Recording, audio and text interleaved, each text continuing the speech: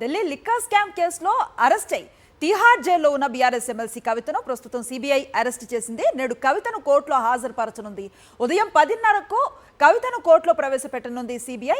వారం రోజుల పాటు కస్టడీకి కోరబోతోంది. లిక్కర్ స్కామ్ కేసులో కేజ్రీవాల్తో కలిసి కవిత కుట్ర చేశారనేది సిబిఐ ప్రధాన ఆరోపణ. కవిత నేరుగా కస్టడీలోకి తీసుకుని ప్రశ్నించనుంది. అలాగే రికవరీ చేసిన బుచ్చిబాబు వాట్సాప్ చాట్పై కూడా దృష్టి పెట్టిన సిబిఐ 100 కోట్ల ముడుపులు చెల్లింపు తర్వాత కొనుగోలు చేసిన భూముల డాక్యుమెంట్లపై దర్యాప్తు చేస్తున్నట్లుగా తెలుస్తోంది. పూర్తి సమాచారం మా కరెస్పాండెంట్ వెంకటేష్ అందిస్తారు.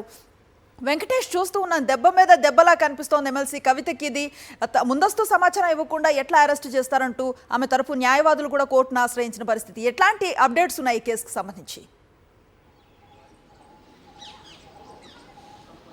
ఢిల్లీ లిక్కర్ కేసులో కవితను విచారించేందుకు సిబిఐ రంగంలోకి దిగింది. నిజానికి ఈ కేసులో మొదట సిబిఐ దర్యాప్తు ప్రవేశపెట్టింది. ఆ తర్వాత కొంత స్లో డౌన్ అయింది. ఆ తర్వాత ఈడీ దూకుడు పెంచి కవితను అరెస్ట్ చేయడం, ఆ తర్వాత కవితను కస్టడీలోకి తీసుకుని ప్రశ్నించడం, అనంతర కాలంలో ఆమెను తిహార్ జైలుకు పంపడం అంతా కూడా ఈడీ రోల్ పోషించింది.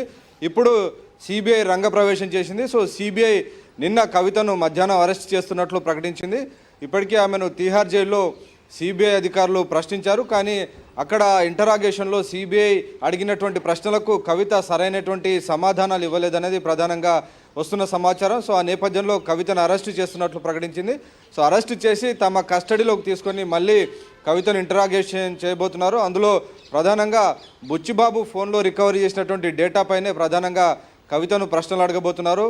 ఈ బుచ్చిబాబు ఫోన్లో ప్రధానంగా మేడం 33% అనేటువంటి ఒక ఫోన్ సంభాషణ జరిగింది, ఫోన్ చాటింగ్ జరిగింది. సో ఆ మేడం అంటే కవిత అనేది ఇప్పటికే బుచ్చిబాబు నిర్ధారించారు. అలాగే మాగుంట శ్రీనివాస్ రెడ్డి, అలాగే మాగుంట రాఘవ వీళ్ళందరూ కలిసి చేసినటువంటి ఒక వ్యవహారానికి సంబంధించినటువంటి విషయాలన్నీ కూడా బుచ్చిబాబు ఫోన్ చాట్లో, వాట్సాప్ చాట్లో ఉన్నాయి. సో వాటన్నిటినీ సిబిఐ రికవరీ చేయగలిగింది. సో దానిపైనే ప్రధానంగా ప్రశ్నలు అడగబోతుంది.